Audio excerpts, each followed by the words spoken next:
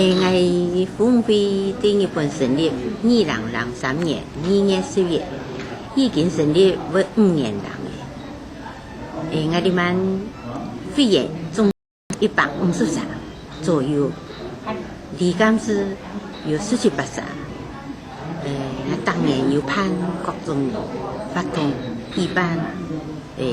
健康的讲座，还了着对台湾来的先生讲了各种的生活有关系的医学，各种的健康讲座，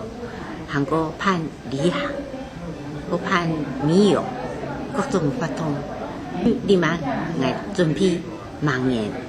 年初的2月3月，我就办了旅行，希望在日本大家客家服务，不论大大小小，全部来参加。